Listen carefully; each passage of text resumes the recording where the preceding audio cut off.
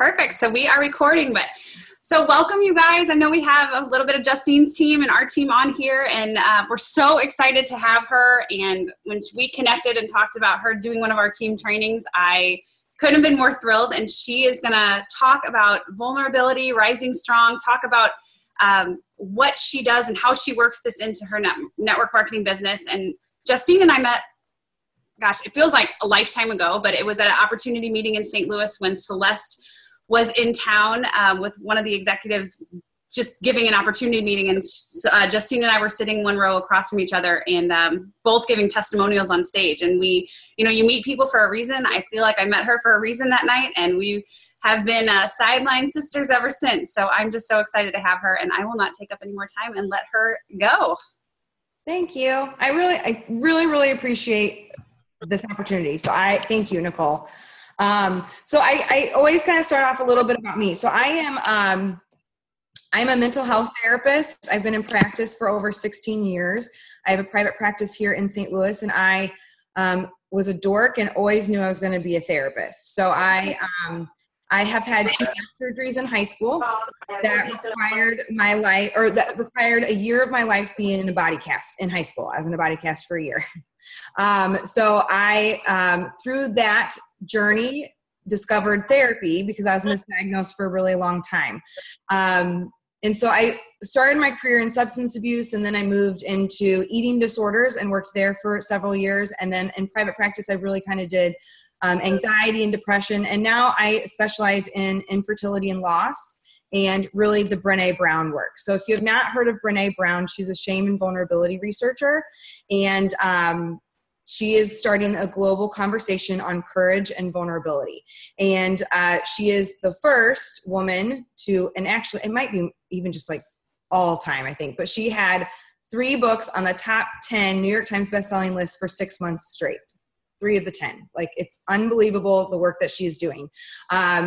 So I will kind of recommend some of the books, like an easy place to start with her throughout this training and all that stuff. But you need, in the least, watch her TED Talk. It's one of the most viewed TED Talks of all time. It's called The Power of Vulnerability. I think it's at this point been viewed 28 million times. So it's literally one of the top viewed. I come from a story, like the back surgeries kind of started off my story, and that's when we had to, then 20 years later, we went through an infertility journey using a surrogate. So that is what my book is about. My first book is called Ever Upward, and it came out about 3 years ago, I guess. And then The Mother of Second Chances came out in April, and I'm working on my 3rd book right now. So I am a person that fought plexus with every ounce of my being. I did not need plexus. I did not think I needed the products, and I sure as heck did not need or have time for this business. My very, very good friend from college, actually we were not very good friends in college. We are now very good friends after college. Sam, she had started using these products. She has a phenomenal IBS testimony, and really she just kind of got the spark back about her when she started working this business. And so she was begging me to try these products. I told her I didn't need them. I had already lost the weight. I lost 35 pounds by changing my lifestyle after our failed infertility journey, because there's not much like synthetic hormones that makes you gain a ton of weight and to make your brain go really crazy. But I had kind of like revamped my whole food and exercise and gotten off the meds and lost the weight. And I was like, I don't need supplementation, but I wanted to support her, and she wanted to see if I could get a little bit more freedom in my food. So I started it really just to support her.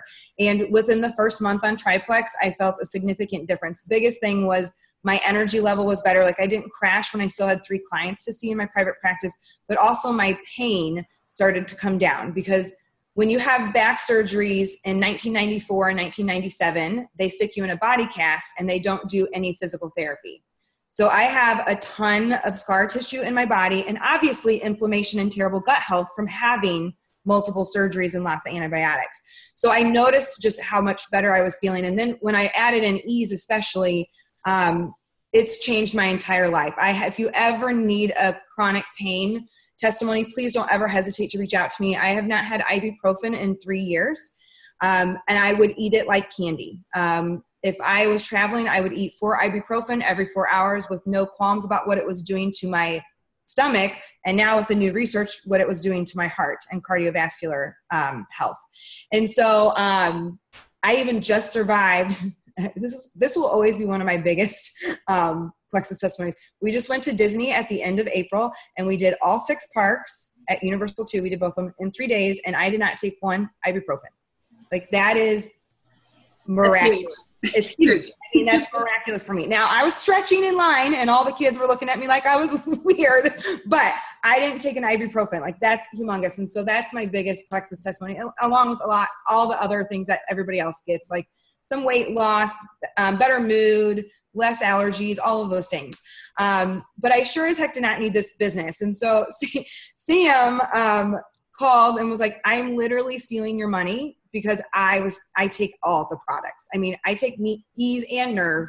I take Mega X and X. I mean, I take all of them. She's like, I'm taking your money. Sign up as an ambassador. I was like, I am not working this business. I just published my first book. I have a full-time private practice, and I am not doing network marketing. And here I am. I really didn't share. I probably didn't share for about 9 months, which was ridiculous. And I've been sharing for going on over 2 years. And I just ranked up Ruby last month. I have a strong team with some really good runners finally, and I will be a diamond. And I feel more effective in this work than I do a lot of the time as a therapist. Sometimes it's just easier to talk to people about how they poop. That's just because therapy is a hard job. I love it, and it's what I meant to do, but I think I'm meant to do it on a wider scale, and I get to do a lot of it in my Plexus business. So that's kind of a little bit about my background. What brought me to Brene Brown is I've been trained with Brene for 3 years. There's only about 1,500 of us in the country, actually worldwide. So it's a pretty specialized training. I'm called a Certified Daring Way Facilitator. So I went off and I trained with Brene. I also go to Courage Camp every year where you get to go hang out with her, which is like as cool as it sounds if you're a dorky, authentic, vulnerable courage warrior like I am. But her work saved my life, especially after our journey in infertility ended without kids, and I had to dig my way out of the dark. It's changed my practice a ton. It's helped my clients. And now I am learning that this work changes your network marketing business. And I know you must use vulnerability in your network marketing business. So I'm going to give you the briefest overview of her work because there's actually 2 curriculums. She's supposedly working on certifying us in a 3rd one. We have a curriculum that's called The Daring Way that's based off of technically it's her 3rd book, but it's her 2nd big book, which is called Daring Greatly. I am doing a book study right now with my Plexus team through Daring Greatly. Nicole, feel free, if any of your people want to join us, feel free to add them to that book. We start Wednesday. That's awesome. Yeah, feel free to add them to that page. Okay. I'm totally fine with that. So okay, thank you. Daring Greatly is technically my least favorite of her book, but I haven't read it since I became a leader in Plexus. So that's why I'm rereading it, because it talks about leadership and parenting in the education system specifically. Her first big book was The Gifts of Imperfection. If you have not read any of her books, start there. The Gifts of Imperfection is a tiny little guidebook, and I love it because it's just full of ideas and places for you to start. Her latest book, which is also the 2nd curriculum that we're trained on, is Rising Strong. It is her most personal book yet, and it is my favorite. And that is the curriculum that mostly what I'm going to share bits and pieces of it with you tonight. And that's the curriculum that I'm doing on tour. I'm going on an 8-city tour this summer, and I offer workshops and intensives going through this curriculum in groups, because it can get pricey going through this curriculum in individual therapy, obviously, because you pay my hourly rate, which gets costly. So that's why I'm offering it in workshops and intensives. So I want you to grab a piece of paper and a pen, because I'm not going to have you share any of this, but I want you to think about some of these questions as I go through them. So first off, she has what she calls the physics of vulnerability. So what do you think vulnerability is? How do you define it? She has found in her research, and she is a grounded theory research. So this is basically, it's not quantitative where she has to have statistics. I mean, she does have statistics, but not where she pulls out stats. This is basically that every story counts. And if she ever has a story that doesn't meet the data, excuse me, she has to throw it out.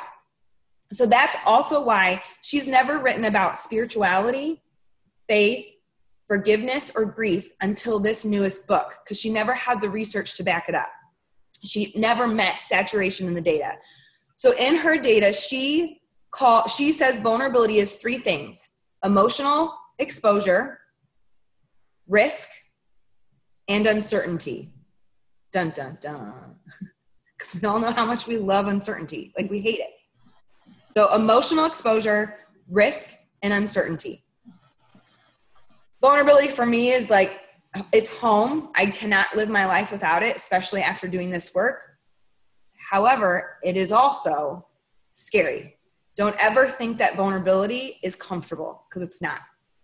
So there are 4 myths in vulnerability that she's discovered in her research, things that we think vulnerability are. We oftentimes think that vulnerability is weakness, and that's not supported anywhere in the research, ever. Vulnerability is actually courage. We oftentimes think that we can do vulnerability by ourselves, like, oh, that sounds great, but I'm going to go home and do it by myself. And that's also a myth. You are wired for connection.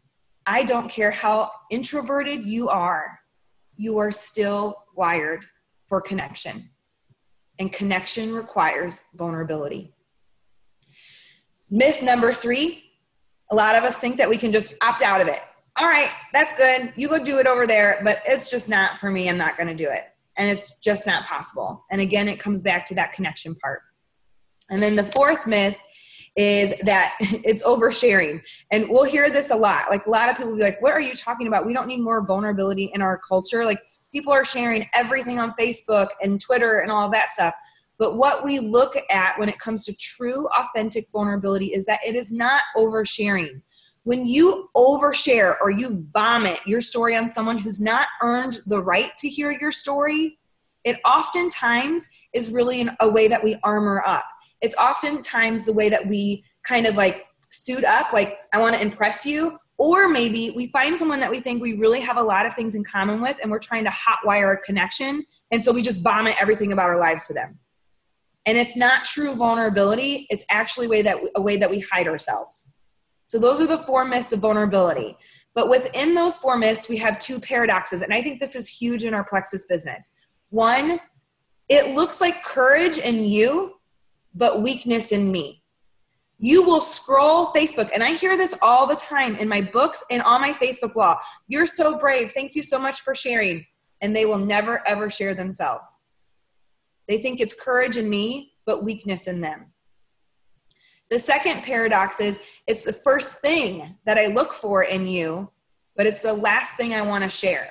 So that's why these are 2 huge paradoxes. Like, I want you to open up to me because that's how I build trust with you, but I'm not ready to open up with you first. And vulnerability is a 2-way street. It's got to go both ways. So I want you for a second to write down, what do you think vulnerability feels like? What's it feel like to you? Things that I have heard in my office are hell. I've heard, I have no idea because I don't know what you're talking about. I once had like the oldest soul 16-year-old say her family was first generation immigrants from I think it was Croatia, and there's some like lake there, and it used to be a town, and it's a lake filled like in a valley, and there's mountains all around it, and you can swim in this crystal clear lake, but you know it's over this town that was flooded. And she's like, vulnerability is swimming over this ghost town that you don't know what's underneath you, but you look around and you know it's beauty and you can still trust it. She was 16. I mean, seriously, her parents did a good job. And she's just an old soul. But what does it feel like to you? The second question I want you to consider, and this is the biggest one, how did you grow up believing vulnerability was? And this is not as simple as you think it is, because think about the different nuances. Was it showed but not spoken? Was it spoken but not modeled? Was it different from your mom versus your dad, or your mother figure versus your father figure, or your grandparents, whoever you grew up with? Was it different for the older children versus the younger children, or the female children versus the male children? Was it allowed differently? One of the biggest things that I hear is, you know, my mom told me I could tell her anything at all, and then when I did, she freaked out. And it wasn't a safe environment anymore. And that's a mixed message. It's spoken but not modeled. Or we speak it and you can tell us anything, but we're not going to let you see us struggle. So it's not modeled from mom and dad. Where the message is different when you were growing up, because most likely that's influencing how you are vulnerable in your life today. Like for me, I grew up with one sister, and our love language were words of affirmation. So we are talkers. There's a reason I'm a therapist. And so my dad was outnumbered. Vulnerability in many ways was not only spoken, but it was also modeled from my parents. However, they both came from their own families, our major code of silence, buck up, get her done, don't talk about it families. And so a famous saying for me growing up, which I have no doubt wired me for resilience, especially considering I spent a year of my life in high school in a body cast, was chin up, Justine. But what I have learned through this work is that it was also a shaming message of, you're a bit much. You feel too hard. Don't be so dramatic. So I had this like mixed message of, it was allowed, but only within this certain, like within this very safe confine. And that's a mixed message. And so like, that's a shame message that I still deal with a lot. Like I still, that's one of my big things that pop up. You're too much. People don't like you because of that. And that's stuff that I've had to rewrite. So I think that this vulnerability, I know this, I need to stop saying I think. That's one of my big goals. I know vulnerability completely applies to our Plexus business, because what I know is that if you are not vulnerable, your business will not grow. What I also know is that if you do not work through your shame issues and learn how to fail and get back up, your Plexus business will not grow. I know it. You have to work through your stuff for you to make the money and help people. Because if you're not vulnerable, it comes through as salesy. If you're only using graphics, you are pushing people. They want to know your story. They want to know why you love these products. They want to know why you're selling them. They want to know why you're like talking so much about them. I got asked on Facebook the other day, would you still push Plexus if you weren't getting paid for it? And I said, I share things every day that I don't get paid for, number one. Number two, I share everything that I love.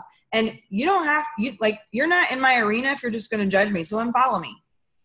Like, it's okay. But I know you won't, because I know she won't. She's been following and making comments like that for 3 years. She won't unfollow me. So I will keep staying positive. I will keep doing it the way I believe works for me and is vulnerable and authentic and comes from a good intention. And I know she'll eventually join me. Like, we want to be real and authentic. People want to know your story. They want to see you fail. So also know that when you are sharing in an authentic and vulnerable way when it comes to your Plexus story and your Plexus business, I'd say half the people are waiting to watch you fail. And that's all right. Let them watch. But you be authentic and vulnerable in that journey. And you don't stoop to their level. And when I say that, that means when they do make ignorant comments, you engage from a positive, authentic place one time. And if it still goes south, you disengage, because they are not in the arena showing up, living brave, and being seen. You are. So therefore, you don't have time for their feedback. Brene has one of these things, and I love this. I need you to care about what people think. I need you to care what you think about this training, because if I don't care about what you think about it, then I'm not going to have the capacity to connect with you. However, I cannot be defined by what you think of me, because then I lose my capacity for courage. And that is the same in your Plexus business. You need to care what people think, what your audience thinks of you, because you need to be able to connect with them. But the minute you become defined by their opinions, especially the critics who are not in the arena with you showing up, you lose your capacity for courage, and you will not be able to share this in an authentic way, and you'll be falling on your face, not knowing how to get back up. So this work means that you're afraid and brave all at one time. That's Brené saying, afraid and brave in every second of my life. Don't think that you can be comfortable and courageous at the same time. You can't. You do it afraid. And like we say in network marketing, nothing kills fear more. And I like to say moves you through fear. I don't like this whole like fearless thing. Like there's no such thing as fearless. But nothing moves you through fear more than action. Send the cold message. Make a comment on someone's post that they're freaking tired again or sick again. Be afraid and brave all at once. So what this means when you are vulnerable, it means that you're going to fall. And like you're going to fall flat on your freaking face. And your face is just like the Teddy Roosevelt, the critic who counts or doesn't count, what she based everything off, what Brené based everything off of. You're going to be face down in the arena, face marred with dust and sweat and blood. And you have to figure out how to get back up. And that's going to happen in this business. You're going to get crickets, even though you've messaged them 4 times. You're going to get the no. Will you please stop messaging me? Okay. Let me know when you're ready. You're going to get the failures. And so what she's done in this new curriculum and this further research in Rising Strong, this 3rd book that is, I think, the best book, it's called Rising Strong, is that she is talking about how do we get up? How do we learn from the story, and how do we get up? And so the first thing that we have to do, and I'm going to kind of go through these steps because we do a lot of spiral learning in the Rising Strong work, because spiral learning is just repetition, just like we have to send our customers 1,000 times when to take their bioplanes. Spiral learning. So you're falling. Like what happens? You need to recognize emotion. The big thing is you recognize that you're emotionally triggered, or as I call it, angst.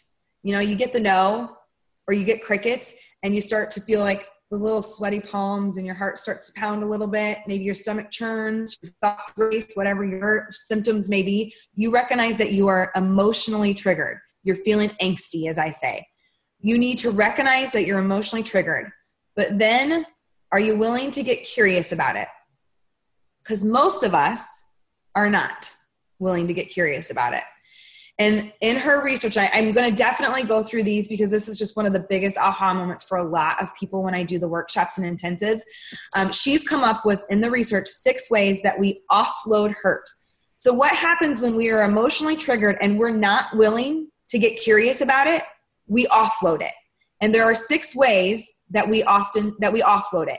So as I'm going through these, I want you to maybe like jot down the ones that you're like, oh crap, that one's mine. Or that was my mom. Oh my gosh, it's still my mom. Or it's my dad. Or it's my mother figure, whatever it might be. So the first one is chandeliering. Chandeliering is where you pack it down so far and you never express it. And then the tiniest thing sends you through the roof and you hit the chandelier. You rage, you cry, you throw a freaking fit. You've stuffed it down, and then the smallest thing makes you hit the chandelier. That's chandeliering. And chandeliering creates eggshell environments, and eggshell environments have no trust. So one of the other things, for those of you who do have teams, think about these ways, because you have people on your team that are responding to emotional angst in these ways. Trust me, you got a chandelier on your team. She freaks out at the smallest no. And it's because she's offloading her hurt, okay? So that's the first one, chandeliering. Then we've got bouncing hurt. Bouncing hurt includes anger, blame, and avoidance. So it's easier just to get mad. And anger is always a secondary emotion, always. Anger is truly hurt, shame, loneliness, or fear. Anger is secondary. We also blame. Brené has this brilliant, Nicole, if you send me a message, which you know you'll have to send me a message because I have a lot. But I will, when you upload the video, yes. I will I'll include the link. Brene has, or it's not Brene, it's Brene's Voice, but RSA Short has put 2 of her talks to cartoons. And she has this brilliant one on blaming. It's hilarious. Like her husband gets home late one night, and the next morning she spills her coffee, and the first words out of her mouth are, "Damn you, Steve."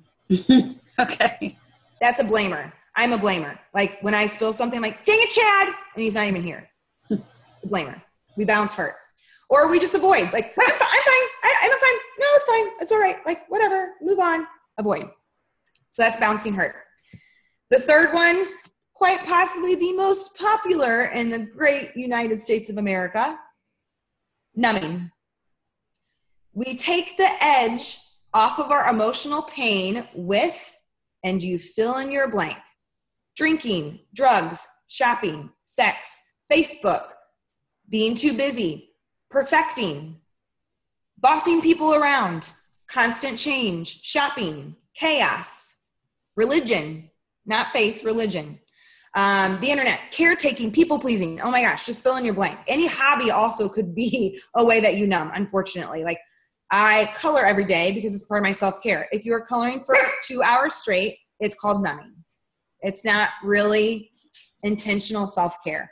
Numbing is probably one of our it's our number one way that most Americans offload hurt. 4, stockpiling. So stockpiling is kind of like chandeliering. You stuff it down so far you never ever express it or recognize it. But rather than raging when something sends you over the edge, your body starts to shut down. We see stockpiling in plexus a lot because yes, it's gut health. It's also a lot of people not dealing with their emotional pain. The body always keeps score and the body will always win. And that's stockpiling. Headaches, stomach aches, digestion problems, some anxiety and depression. Yes, some of it will be clinical up in the brain that even gut health can't fix, not all the way. A lot of it's gut health for sure. As a mental health therapist, I know that without a doubt. But some of it's also going to be that stockpiling. Your body keeps score.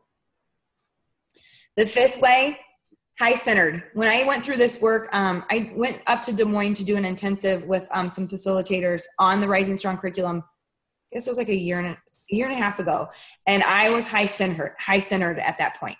So high-centered, I don't assume everyone's done it. A lot of us probably have. You get stuck on that curb, and your car gets stuck. You go forward, you scrape. You go backwards, you scrape. You're high-centered. You're stuck. So you've been just vulnerable enough that you've gone too far. You can't undo it. You can't unknow what this true connection and vulnerability is like. But you are scared to death to go forward at all because then the floodgates will open. You can't go backwards. You can't go forward. You are high-centered. You are stuck. So you choose to stay stuck. And as I tell my clients, stuck is a choice. We are never, ever stuck unless we choose to be, ever. There's always a way out. And then the last way, if you have read any of Brene's books, you know that she has a Harry Potter reference in every single book. So this one, the Harry Potter reference in Rising Strong is the Umbridge. So Dolores Umbridge was a character that she always wore pink and she was super cute and wore cute little hats and had all these knickknacks in her office. And she was really, she tortured little kids. She was really mean to them. So the Umbridge is where the light and the dark are not integrated. So you are the person that says, oh my God, you're so awesome. I love you so, so much. And you are just my favorite person. And I want to kill you. I hate your guts. That's the Umbridge. The dark and the light are not integrated. You're really torn. So think about those ways of offloading hurt. How did you grow up? Your parental figures, what were their ways that they offloaded hurt? Or maybe you had an older sibling that was a major chandelier and created chaos in the house. Maybe you were the chandelier. Most likely you learned it somewhere. What's your go-to way to offload hurt? You probably have a couple. I definitely have a couple. And they may depend on who you're dealing with, for sure. like which audience of your life, work people, family, spouse, whatever. But then also think about, do you have these ways of offloading hurt going on in your team?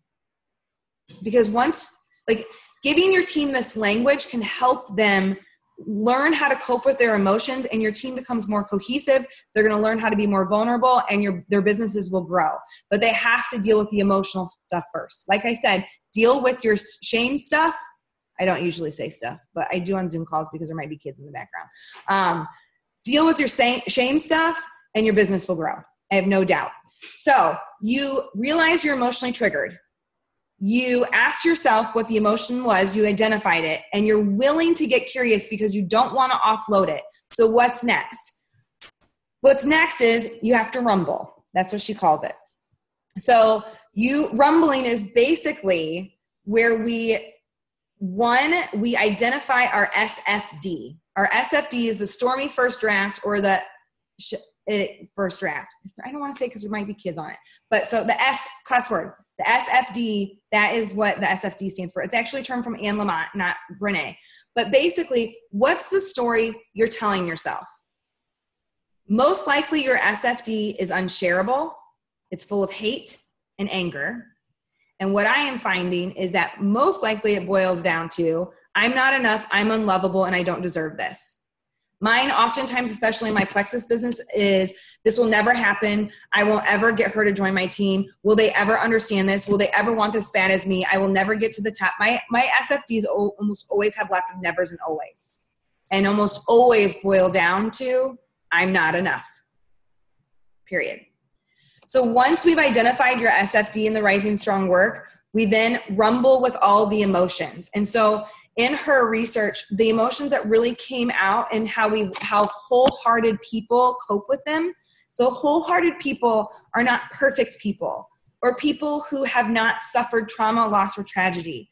Wholehearted people are people who intentionally live their lives in courageous and authentic ways. I consider myself a wholehearted person. I can say that because I do the work. I practice creativity every day. I've let go of perfectionism by practicing creativity. I speak my truth to people who have earned the right to hear my story. I play, I rest, I have faith. All of these things, that's the wholehearted life. And so what she has found in the research is that wholehearted people, they rumble with these big emotions in very specific ways. So they rumble with anxiety and criticism and vulnerability. And shame is the really, really big one. We do a lot of shame work in the Rising Strong and Daring Way work. Forgiveness, grief is a big one. And so like even one of the exercises that we do in the curriculum is she has like a 1-inch box, and it's like rumbling with criticism. And you're supposed to write down the names of all the people whose opinions actually matter. And it's a 1-inch box, and you don't get to write really microscopically. And guess what? Your entire Plexus audience, not all their opinions matter. We're talking probably like 5 peeps. And yourself needs to be in there. So we rumble with the emotions. And when we rumble with the emotions, we have to practice self-care. If you do follow me on Facebook, or you follow my public page, Justine Brooks Froelker, I share a self-care tip of the day every day, because self-care has, honestly, it's saved my entire life. And I am a person that self-care does not come naturally to me, and it also did not to Brene. Brene, she tells some stories in her lectures that she's attempted to leave some parts out of her books, and she's had to be called, her graduate students have called her out.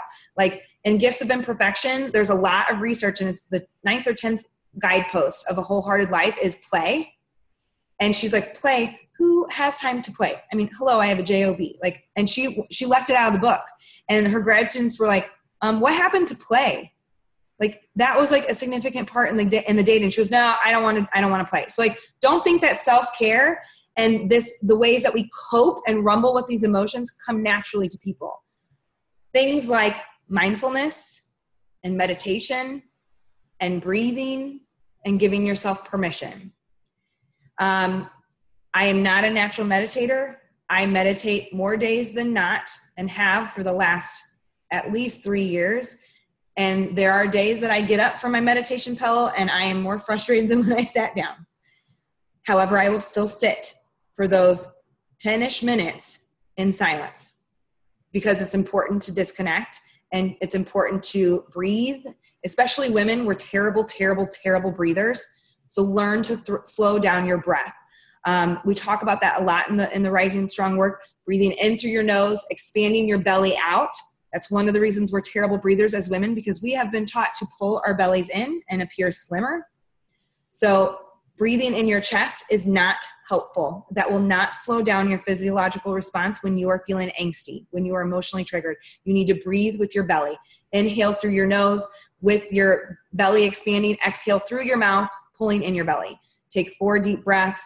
That will help slow everything down. So coping with these emotions as we rumble through them, because then, as we say in the Rising Strong work, we have the ability to rewrite our stories and become the author of our lives. So that SFD, that I'm not enough, I'm unworthy of love and belonging, whatever we are telling ourselves, I will never get it done, I'm not a good enough mom, I'm a terrible mom, I will never get silver, whatever you're telling yourself. When you realize that you're emotionally triggered, when you identify those emotions and you're willing to get curious and not offload them, and then you rumble through them with your self-care, then you have the ability to rewrite your story. And that must become your new narrative. And that's what this work is about. You will have failures and falls in this plexus business. You will lose rank. It will take you a year to go silver because you can't even get your mom, cousin, and best friend to join. This is not an easy business. There are days that sometimes I wish that lip gloss was changing lives as much as plexus, because I assume lip gloss would be easier to sell in network marketing. But our comp plan is great. These people are amazing and our products change lives. So you must learn how to be vulnerable, and you must do this work to rise strong when you fail and you fall, because you will. So there's a couple things that, like, just a couple tidbits that I always like to end on. So I already shared, because these are like great little like mantras you can tell yourself. I already shared, like, not to care, like, you need to care about what people think so you don't lose your capacity to connect, but you cannot be defined by what others think so you don't lose your capacity for courage. That's number one that I always like people to remember. Number 2 is actually Brené's mantra for when you're experiencing shame for the most part. So her mantra, and we all have specific shame symptoms. Shame is not your classic like grandmother, like, oh, you should be so ashamed of yourself. That's not what we're talking about when we talk about shame. Shame is when you are starting to feel unworthy of love and belonging, when you feel like you are alone and nobody gets you. That's shame. Or when you feel super judged and criticized. So her mantra is, don't shrink, don't puff up, stand your sacred ground. And I love that mantra. So when you get someone who's rude on one of your plexus posts, and most likely the story you're telling yourself is, oh my God, what are people going to think? They're going to judge me. Oh my God, what I'm going to do? Like, people are just going to like now like come on this bandwagon and be super, super negative, and your heart's pounding, your mind is racing, your palms are sweating, and your stomach is churning. You're in shame. And you're going to say, don't shrink, as in don't disappear and not say anything. Don't do that. Don't puff up. Don't come out guns blazing and being rude to that person, even though they were rude. Stand your sacred ground. Be authentic. Sometimes we have to say, we're going to have to agree to disagree on this one. I've had to say that a lot, especially when it comes to plexus. I already talked about action kills fear, afraid and brave. Also, one of the things, I'm really huge, if you do follow me on Facebook, I'm really, really big right now on affirmations.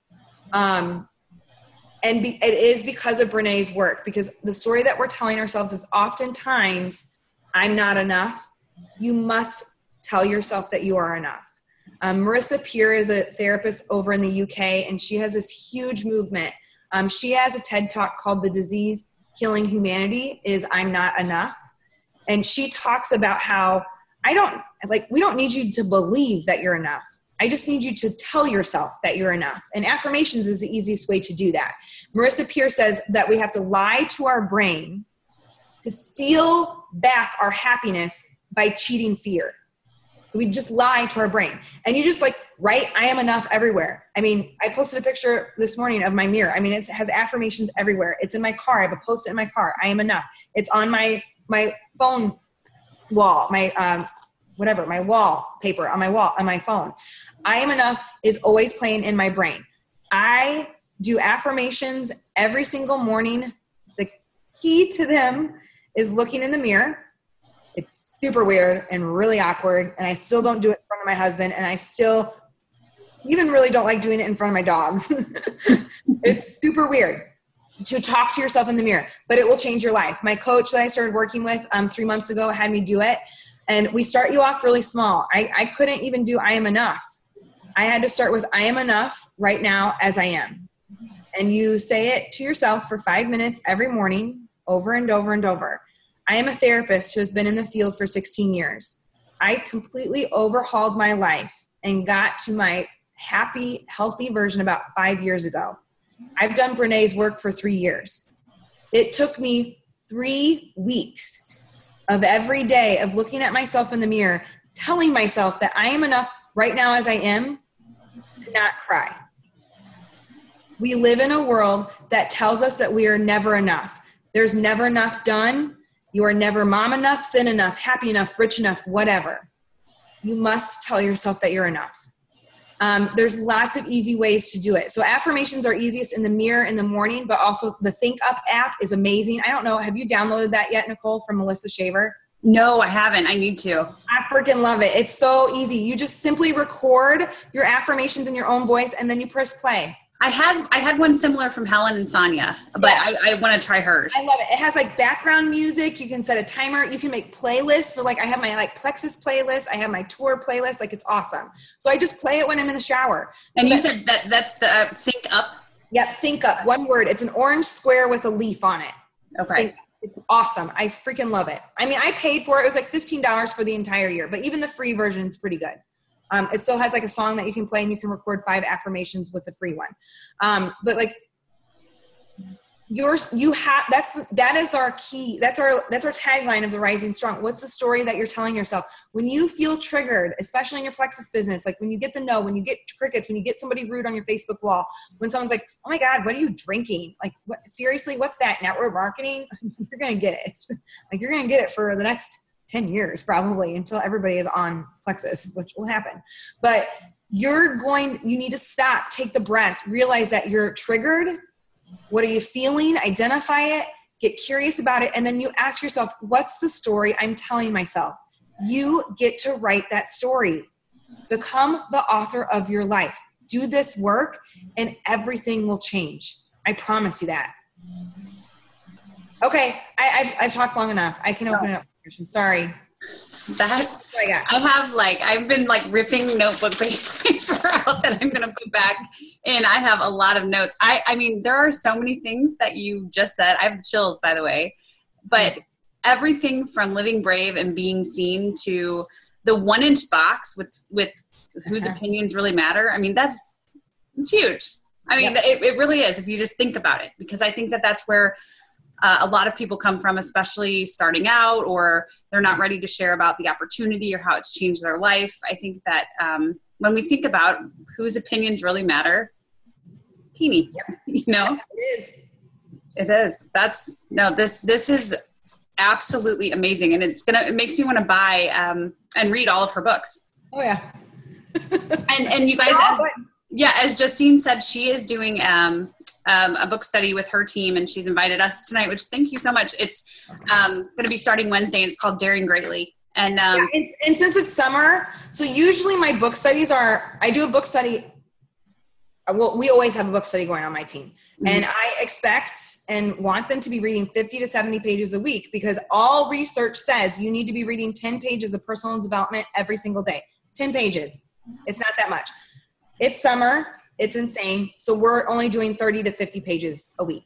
So it's not a huge commitment. And every week I just kind of post like some like thoughts and questions and ask you to like on that thread to comment, and people will comment back and forth. That's all we do it's a private page too. So. No, that's incredible. Does anybody have any questions for Justine? Let me go ahead and unmute. I think that everybody is muted. Hold on.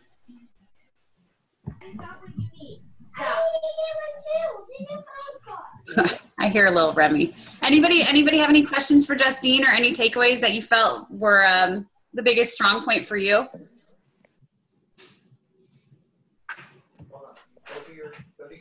I'm trying to unmute everybody. No one ever does. It's like some people are always just like, oh my God, this is crazy and scary and so amazing, but like, well, you know, it's funny, as you were talking, Carly's on here too, and I was texting her, like, and everything, like when you were going from chandeliering to bouncing hurt to numbing, I would be like, oh, that's me. Oh my God, that's me. Oh, this is me too. Like I was, and then I'm like, oh no, 100% this. I mean, it's crazy how you can be all morphed into totally one. Yep. Especially depending on the people in your life, you know, like, right. Like that's what I was thinking. I'm certain ways with certain people. Yes, absolutely. Absolutely. And I hope you guys did not hear the conversation I was having with Remy. Oops. No, but please fill us in. No, I just unmuted you. Okay, good. No, we actually, Justine, we were laughing before. We had one team call where somebody's husband, I won't name names, kind of walked naked really quickly in the background. And we were like, oh my God. That's awesome.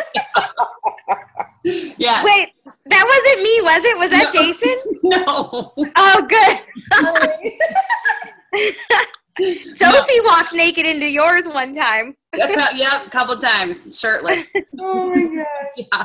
Justine, that was so good. I'm glad Nicole was taking notes too, because I'm not a very good note taker, so I was getting like a third of what I wanted. And this is my problem. I write down everything. So I'm going to come back.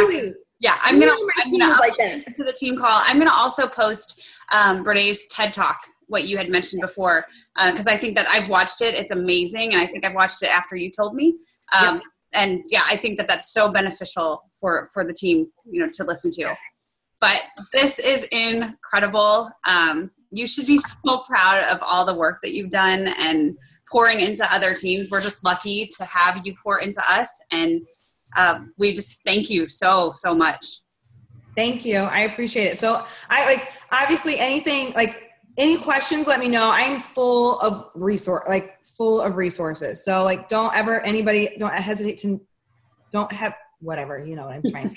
Reach out to me. And obviously if you want to do some more of this work, I am kicking off tour here in St. Louis in July. So, and I'm doing it in workshops so they're bigger groups, so 12 to 20 people, and I put you into pods of 4. So it's a little bit more of an economical way to do the work, rather than doing the small group. The small group's pretty intense. So it's only 4 to 6 people. But it also will change your entire life. So, or if you're like, this is perfect for so-and-so, shares go a long way. So I appreciate that. No, thank you so much. We love you and appreciate you so much. And I cannot wait to post this on the team page and to have everybody watch it. Awesome. Thank you. I appreciate it. All right. Thanks, guys. Thank you. Bye.